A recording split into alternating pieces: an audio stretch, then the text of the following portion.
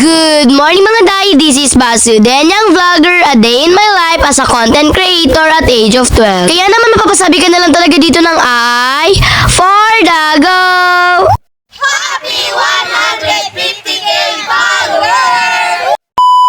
Wala na naman nga ang pasok ngayon. Paano ba naman ilinggo nga? Kung kahapon nga pumunta tayo sa farm, ngayon naman meron tayong panibagong pupuntahan. Pag ready na nga kaming lahat sa mga oras na yan, tignan nyo naman to si Bibi, so makala mo naman talaga iiwan. Prepared lang naman ang gamit si Mama, tapos siya todo iyak na nga doon sa may pintuan. Dahil marami na nga sila Mama doon sa may sasakyan nila Mami, siya dito na nga lang ako sumakay sa sasakyan nila Mama too. Para naman daw kahit papaano ay mabawas-bawasan naman ang iba't ng sasakyan nila Tito Sky. Char. Alas 7 nga ang usapan namin, pero ayan nga at alas 8 na nga kami nakaalis. Paano ba naman tong sila Mama to at anong oras na nga dumating dito? Alidinaanan nga na namin dito si Tito Jonar sa kanyang pinagtatrabahuhan. Paano ba naman isasama nga raw siya? Dito rin naman kasi ang daan papunta sa aming pupunta. Sa aming ilang minutong pagbabiyahe nga, ayan nga nakarating na nga kami dito sa labo. Tapos kung mga day, hindi nyo ba alam na itong pinaka first time kong pumunta dito. Talang kasi ako dating shy girl tsaka hindi gala. Paano ba naman yung mama ko nga lang yung nagagala dati? Hindi naman talaga kami masyado naggagagala. Paano ba naman wala nga kaming service? Kaya naman mapapathank you Lord ka na lang talaga. Paano ba naman sa panahon nga ngayon ay talaga namang napakadali na lang napuntahan yung mga gusto mong puntahan. Paano ba naman anytime, anywhere ay meron kayong pa-service? Char. Bali gagamitin ko na rin nga po pala ito pagkakataon nito para magpasalamat kila Mami at kila Tito Sky. Paano ba naman kahit saan nga sila pumunta ay lagi na nga kaming kasama. At dahil sobrang aga nga ng pagising sa akin ni Mama, ayan nga talaga namang life update. Paano ba naman medyo inaantok-antok nga ang person? Char. Pero syempre dahil nga vlogger series tayo at kailangan talaga natin mag-video, syempre for the go na for the go yan. Saka sino ba naman nangaantokin kapag ang pupuntahan mo ay paliguan?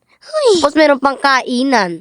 Abay, talaga naman. Saktong-sakto naman ngayon paggala namin. Paano ba naman magse-celebrate na rin nga kami diretsyo ng aming 150K followers? Syempre naman sa lahat ng ganap sa buhay ko ay talaga naman kailangan kasamang-kasama talaga kayo. Yun nga lang, hindi nyo mai-enjoy yung papaliguan namin at yung kakainin namin mamaya.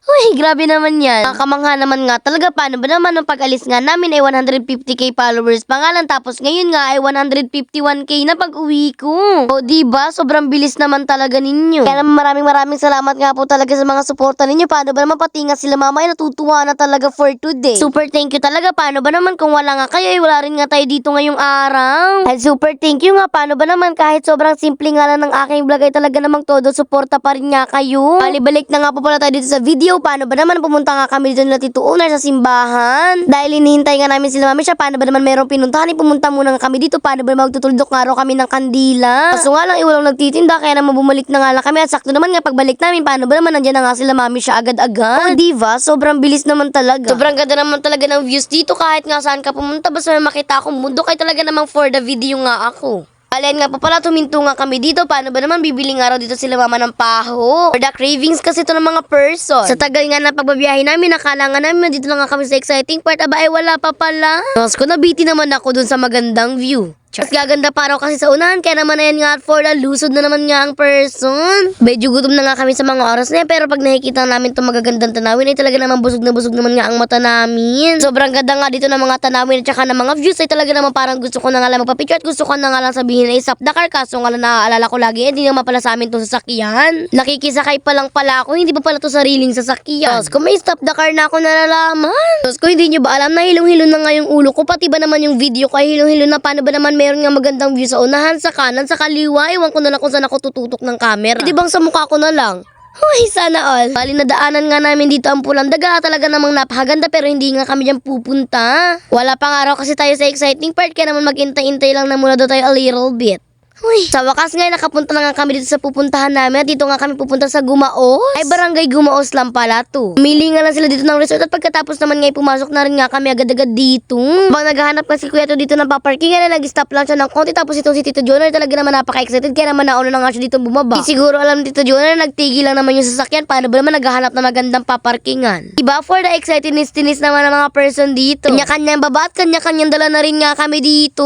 Ba namang hindi may excite kapag ganito nga kaganda yung papaliguan mo, lalo na nga yung view, lalo na nga yung nagbibideo. Ay sala, hindi naman nga ganun kadami ang tao na naliligo dito, pero meron naman din nga mga tao. Bali ito nga po pala yung napili nila Mami siya na resort. Paano ba naman hindi nga daw dito masyadong marami ang tao? Doon nga sa ibang resort na pinupuntahan namin ay talaga naman napakaraming tao, kaya naman dito na nga lang kami. Parang sarili lang na namin itong pinuntahan namin. Ay, ba't naman sinasarili ng person? Alayan nga, halos abalang-abala na nga mga person dito. Paano ba naman nagpe-prepared na nga sila ng mga pagkain? Baka ako naman nga dito ay magtutulong nga kay Tito Sky. Paano ba naman ina-assemble niya nga itong mga folding table tapos folding chair. Hindi nyo kaya rin may pa-folding na for today's video. Puro nga yun nila magdala na napakarami. Kaya naman ayan nga at maliliit na nga lang dinadala nila. Sobrang excited nga ni ate. Yun dahil nga nauna na nga siya dito umupo. Pero syempre mas nauna dyan si Tito Sky. Paano ba naman tinesting niya na muna kung matibay nga daw ba? Uy, pakasasarap naman talaga ng ating mga baon na pagkain for today's video kahit yung ating ginataang saging ay paubos na. Ginataang saging or kaya naman nga pinakroy, pareho lang naman yun. Ubus na nga yun sa sasakyan, paano ba naman sa sasakyan pa nga lang ay nagutom nga kami kakahintay ka lamama kaya naman kinain na nga lang namin. Tapos naman nga umupo na nga ako dito sa may folding chair tapos kumain na rin ng spaghetti. Dahil kanina pa nga gutom ang mga person dito yan nga at for the kainan na nga tayo ditong lahat. Pero syempre kahit kumakain tayo tamang pa-cute pa rin nga tayo.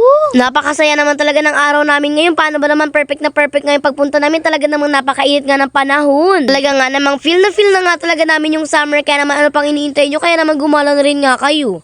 Huy, kapag talaga biglaan ang plano ay talaga namang bigla talaga natutuloy. Sa wakas nga lahat ng mga plano nila at talaga namang mga drawing nila ay nakukulayan na. Kaya naman ano pang iniintay nyo ay kulayan nyo na rin yung mga drawing nyo. Tapos ko naman nga kumain ng spaghetti at kumain naman nga ako dito ng kanin. O diba, gutom naman talaga ang person for today. Di pa nga nagpaawat ang person, paano ba naman kumain pa nga ako dito ng mangga? Ay paho pala. Perfect na perfect nga itong manggang ito. Paano ba naman meron nga sila mama binili dito na bagoong? Diyos ko mga day, bago man lang siguro ako maligo dito ay talaga naman busog na ako. Uy, habang ako nga ay kumakain ng paho ay pinagmamasdan ko na nga agad-agad dito yung beach kaya naman ay di lang ako nakapagpigil kaya naman tumakbo na rin nga agad ako dito. Ay nga dali lang akong tumakbo dyan talaga namang sinabi ko nga na wala akong naririnig para hindi na nila ako mapigilan. Char. Di nga ako ginalita dyan nila mama na naligo ako agad-agad. Paano ba naman wala nga kalaro si Ate Win o diba? Ala ko nga gagalitan ako paano ba naman sobrang aga pa nga para maligo pero hindi naman pala ako ginalitan o diba? Mga bula-bulan nga lang kami doon ni Ate Win na tamang talon-talon nga lang sa alon. Napakaganda nga talaga pumunta doon sa medyo malalim-lalim. Paano ba naman ay talaga namang napakalamig nga doon. Talaga namang napakaganda rin ang tama ng alon. Hindi nga ganun kalakas yung tama ng alon doon. Kaso nga lang ay talaga namang baka nga kami maluno. Pero maichika ko na nga lang sa inyo. Paano ba naman hindi na nga na video ni Mama? Pumunta rin naman kami sa malalim nung naligo na nga si Mama to tsaka si Tita din. Mamaya pa naman sila maliligo. Kaya naman napaka-excited ko talaga mag-voice over. Sabi ko nga kay Ate Wind, isipin mo Ate Wind, sharky yung alon. Kaya naman tumakbo ka na mabilis. Pinapagod ko lang talaga si Ate Wind for today. At ayan nga, at meron pa nga dito nakakilala sa akin. Kaya naman nag-picture